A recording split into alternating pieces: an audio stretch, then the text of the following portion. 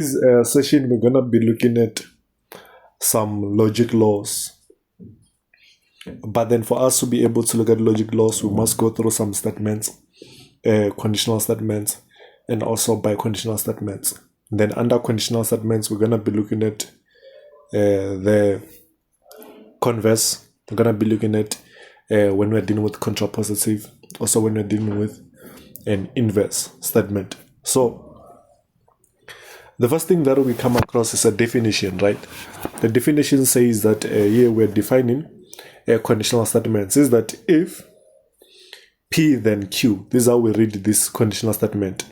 We say if P then Q. So we're saying that this is a statement denoted by P implies Q, and P is the hypothesis and Q is the conclusion. So all we must know here is that this will always be the hypothesis, this will always be the conclusion. So not just the letter, but anything that comes before the implication will always be a hypothesis, and anything that comes after the implication will be a conclusion. Coming back to this statement also, if P then Q, anything that comes between if and then will be a hypothesis, and anything after then will be a conclusion. Was that right? So in this case, we're supposed to find a truth value for this statement. So we look at the truth table. We say that now we have 1, 1, 0, 0, since we're given two statements, right?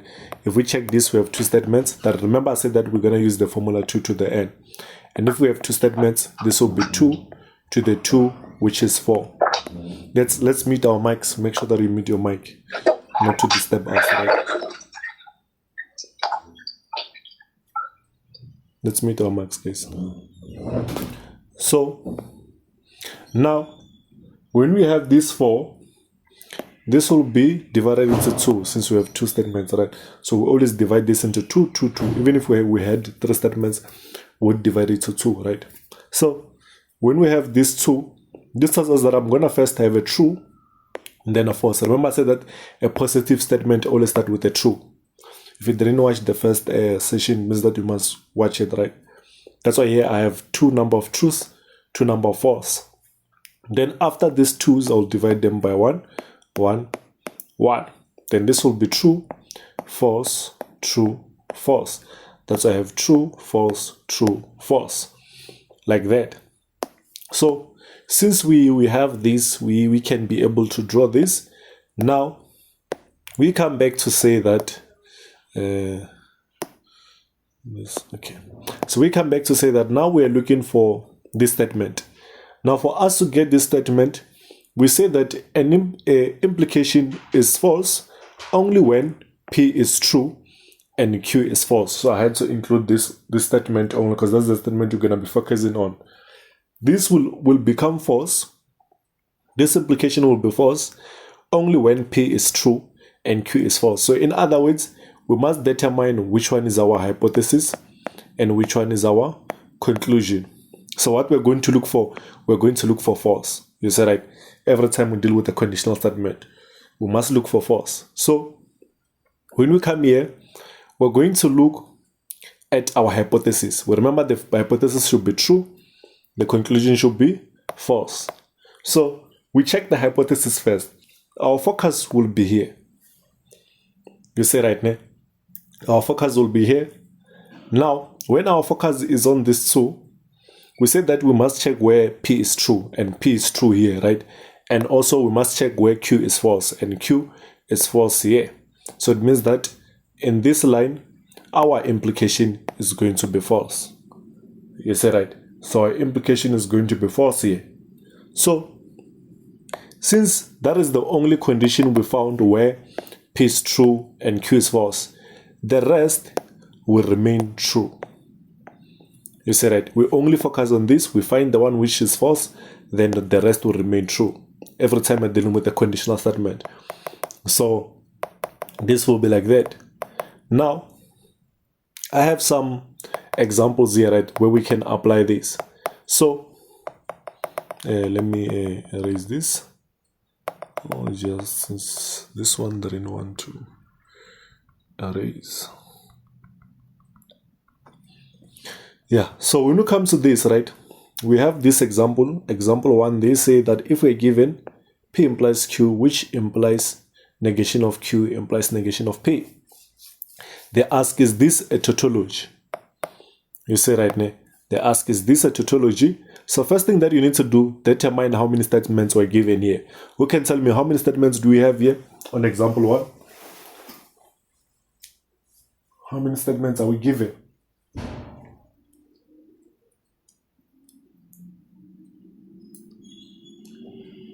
Two statements, right? So since we're given 2 statements, we know that we're going to have 4 of these, 4 of these. So we're going to have 4 rows. So it will be 1 row, 2 row, 3 row, the 4th row. So again, according to our formula, we know that we're going to have 1 1 0 0 1 0 1 0. So with this, as long as you have 2 statements, with this you can know this by heart, that it's always 2 truths, and then 2 false, then here true, false, true, false, using that formula. So that I won't always be going through the formula, right? So now, since we have this, we come here to check, do we have any negated statements in this? We do, right? It's negation of Q and negation of P. So in most cases, we start with negation of P, but here I decided to start with negation of Q, then I put negation of P. So you must always start with negation of P. So when we do this, we check negation of P. This one will be zeros, because remember, when I negate, I'm gonna do the opposite of the, we know if we write the opposite of 1, it will be 0. Then the opposite of 0 will be 1. Then also here we negate 1, we get 0. Negate 0, get 1, negate 1, we get 0, and so on. So when we get this, we realize that we have written those negated statements, we have written the positive statements. So now I can write, I can find this, then I find this, right? So let's check that. Then we start with P implies Q.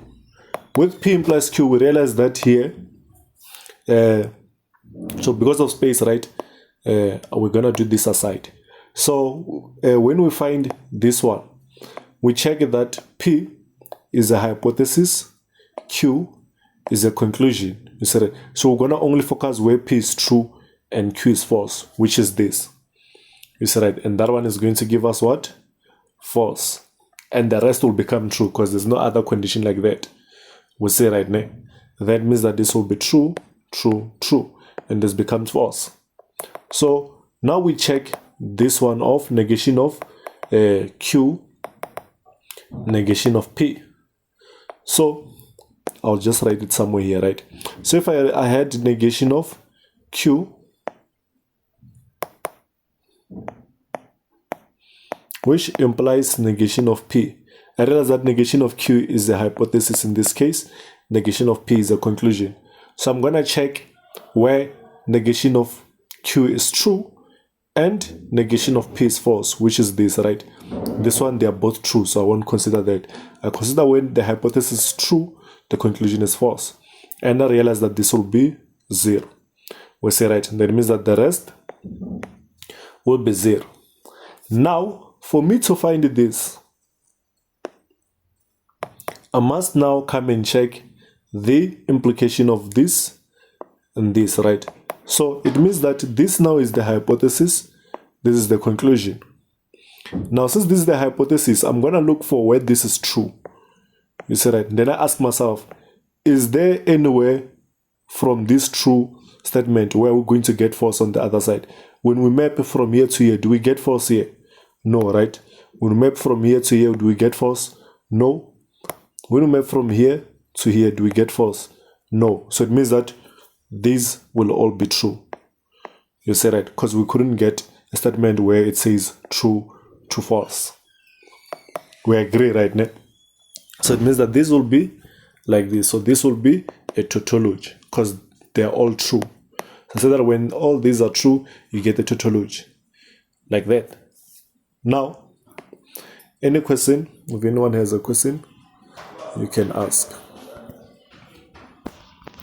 So most of these tables here, I couldn't draw them incomplete because of space. So I'm just gonna label and show you this is supposed to be this and this.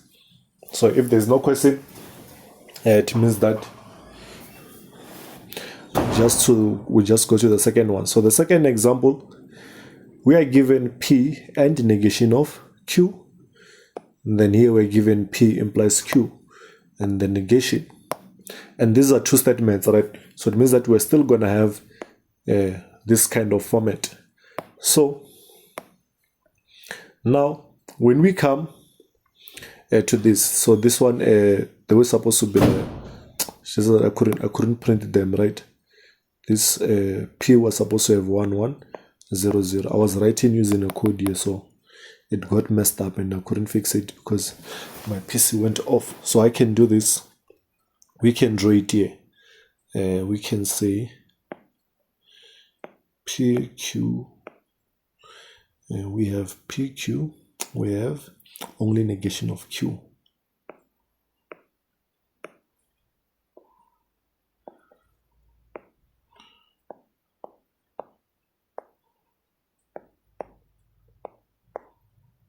And then this will be 0 1 0 1. Then first thing we look at is P and negation of Q. P and negation of Q, which we know that and we take it as multiplication, right? So 1 times 0 will be 0. 1 times 1 will be 1. 0 times 0 will be 0. 0 times 1 will be 0. And then we get this here. So now after here we get P implies Q. We get P implies Q. Then after P implies Q, we get the negation of P implies Q.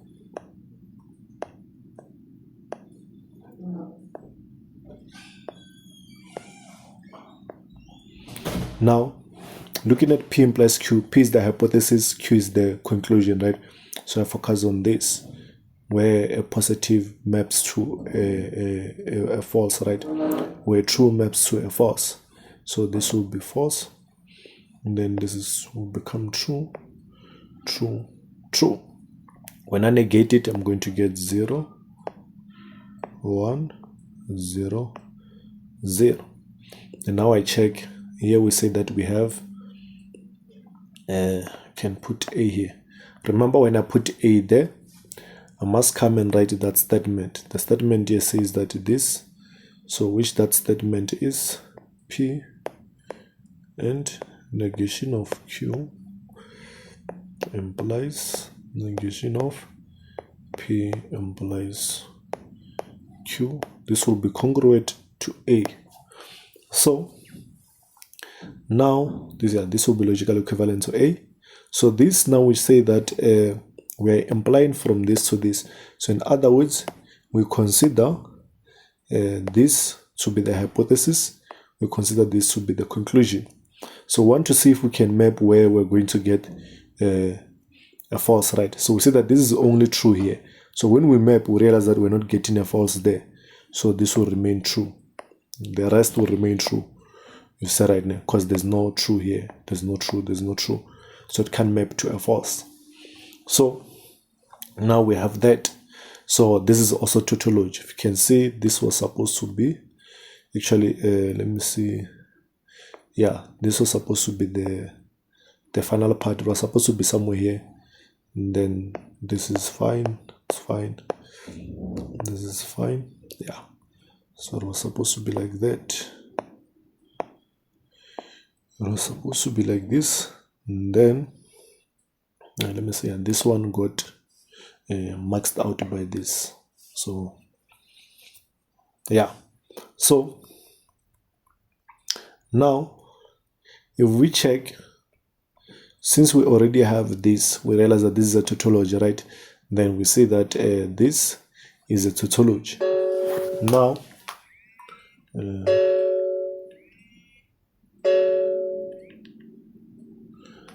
we say that we're going to look at the converse, contrapositive, and the inverse. So when we come to this first example, we are told that for the statement, if the function is differentiable, then it is integrable. You see, right? So when you're given a statement like this, remember I said that anything that comes before or with that, anything that comes between if and then is our hypothesis. So we can just let this statement be P, then we let the one that comes after to be Q. So the converse, right? For converse of P implies Q. You see, right? Converse of P implies Q will always be. So now it's like I'm going to come and say that this will be Q implies P. So I'm just going to take this side, this side. Then that will be the converse. You see, right? And then the contrapositive. So the contrapositive, it's like it's generated from the converse. I'm going to negate to have a negation of Q, negation of P. It's like you first do the converse, then you negate those statements individually. Then the inverse will be the original statements negated individually. You say, right, negation of P implies negation of Q. Now let's go and check that. Since P says that this is the function is differentiable and Q is integrable. So when I say this is, remember, Q is the function is integrable. So I'm going to say if the function is integrable, then it is differentiable. You see, right? Remember, implies means then. Then contrapositive, it's like we're going to do this, right? The converse, and then we put not here. Between is and that, here it is not. You see, right now, that's why here we have the function is not if the function is not integrable, then it is not differentiable. Then for the inverse, from this original statement, we're just going to put not here. You see, right? From the original statement, we put not. So we say if the function is not differentiable, then it is not integrable. So the best way to know them is by having this. Right? You know that this says if P, then if Q, then P. This one says if Q, then P. And then you just substitute your P there and your Q as you have them. So these ones are usually asked, and they are not that difficult. Right? So you can ask a question now. If you have any question based on this, you can ask before we come to the biconditional statements. So if you guys have a question, you can ask. If not, then we can go to biconditional statements. So when we come to biconditional statements, right? Biconditional statements, here we are told that here we're given a statement P if and only if Q. We'll say, right, we're given a statement P if and only if Q. So for this, we are denoting this by double implication. As you can see there, P double implies Q, right? So that's how we're gonna denote a biconditional statement. P double implies Q. So with this being the case, we can have a truth table to say that for this statement to be true, right? For this statement to be true, Q and P must have the same truth value. In other words, if P is 1, Q is 1, this is going to be true. If P is 0, Q is 0, this is going to be true. You see that? But when their truth values are different, this will be false for a biconditional statement. I'm sure we say this. So they must have the same truth value for them to be true. So this is one of the easiest, right? So now let's check. Here we're saying that example 1, is this congruent to negation of P? W implies negation of Q. So if I was to check that, we can come here and check that. So also this one was kind of messed up, right? But here's what we can do. Let's erase this part. We can just try to maneuver it, right? Let's say our P is 1, 1, 0, 0. Then this is our Q. The negation of P will be 0, 0, 1, 1. The negation of Q will be negating Q. Alright. There you see we negate Q and that. So here we are going to say now we check this, right? Because the statement says that we must check this, then check this. We check P, double implies Q. So we see that this will be true. You see they're the same. So this will be true. Then the rest becomes false, right? And then again, we check a negation of P, double implies negation of Q. We say that when they are the same, they'll become true. You say right. So this one here became true. This became true. And then now we come to check this two. We're checking, are they congruent? Are these two congruent? Let's check. Are these two the same? Are these two the same? They are, right? But for this, we should have, instead of using congruent for tautology, I think I included a wrong symbol there. I should have used this one, right? Yeah, but also for congruent, they are congruent because they have the same truth values. You see, right? 1, 1, 0, 0, 0, 0, 1, 1. So they are congruent. Also, when we want to continue finding the, let's say we want to find if this is biconditional. So for biconditional, we are going just to find it and say that this must have the same truth value. So if this has a truth value of 1, this will be true.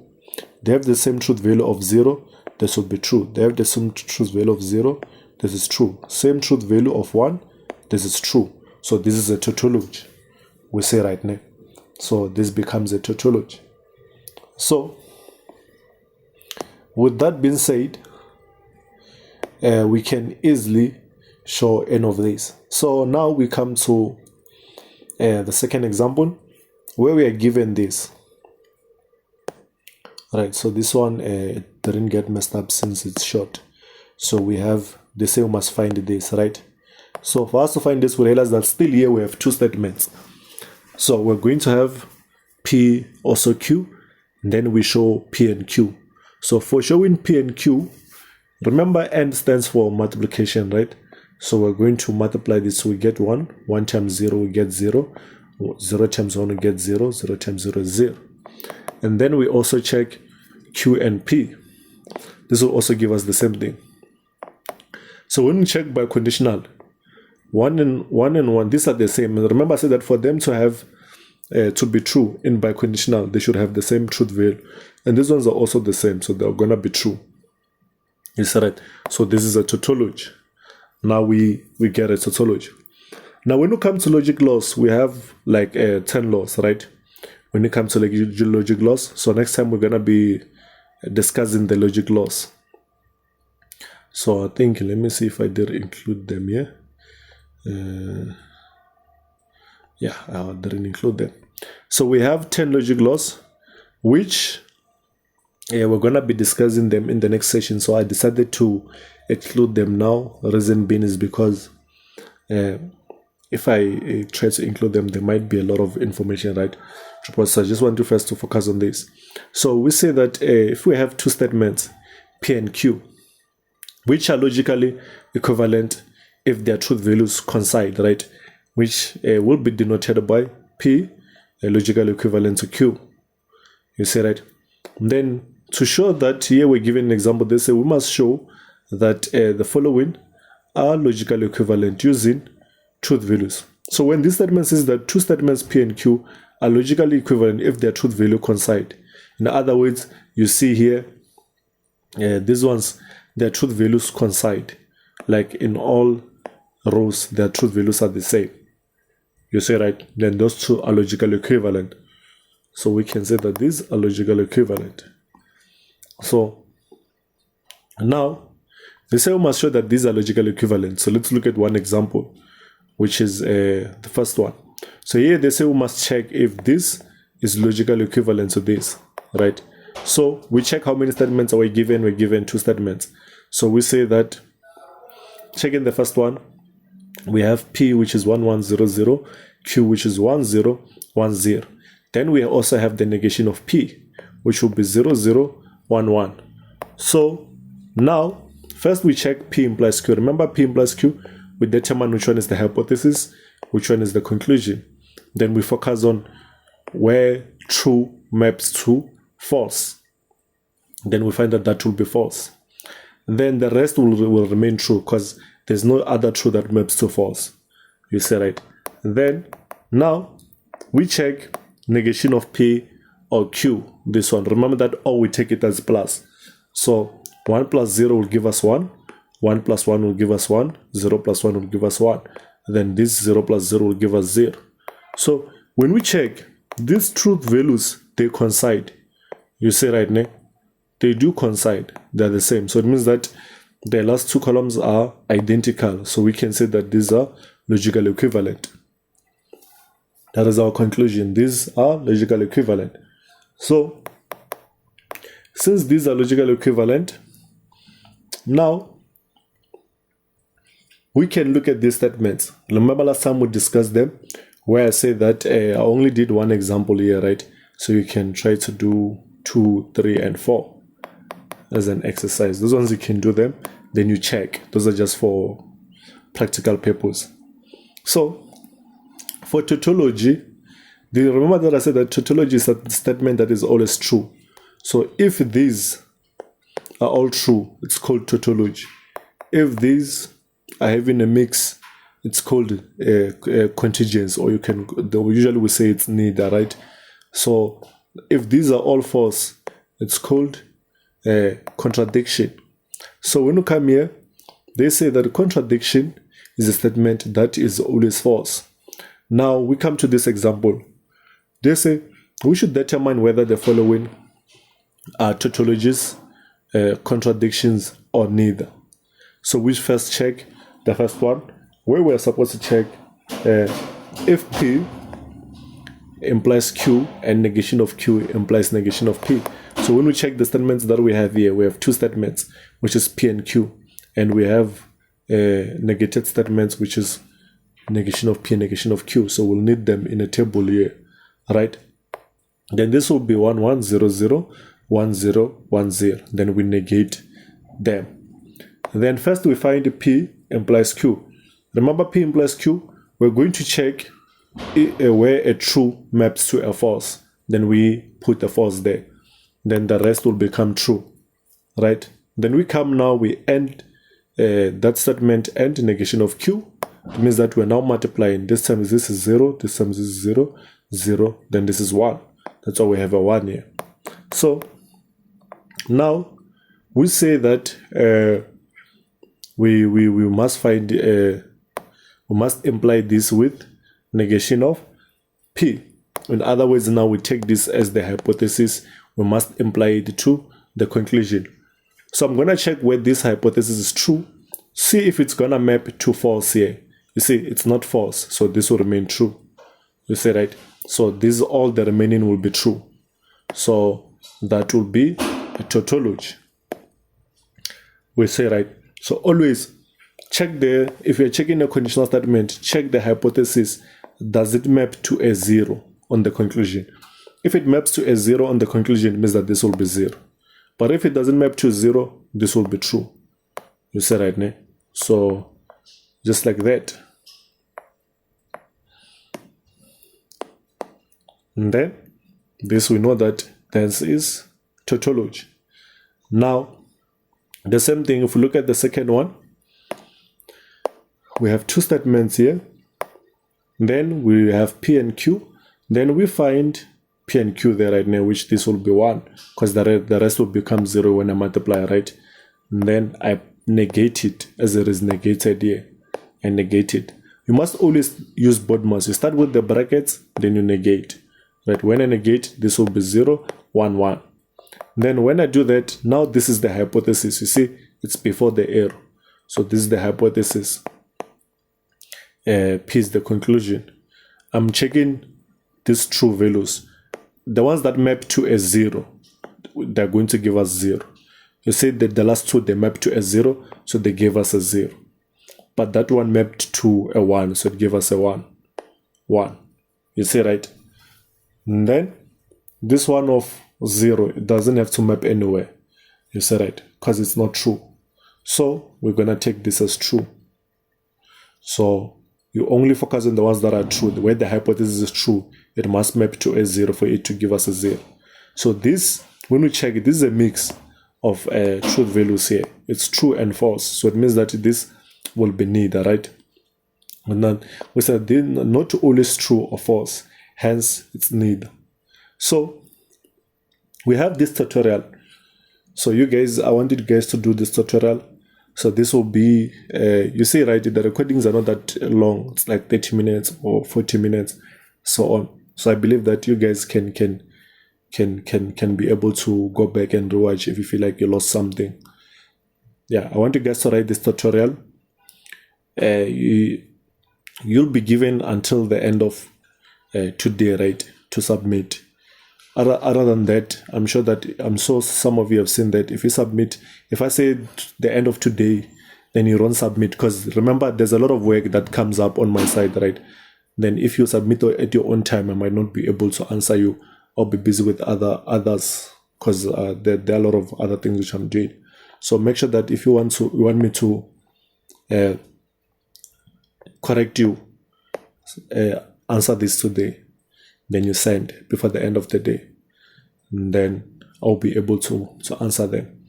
And remember, the end of the day is 12 a.m., right? It's actually 11:59. So whether you send at 10 p.m., I'll still look at them, as long as you send today. But if you send tomorrow, I might not look at them, unless if I have a lot of less things to do. So yeah, I think I can end the session.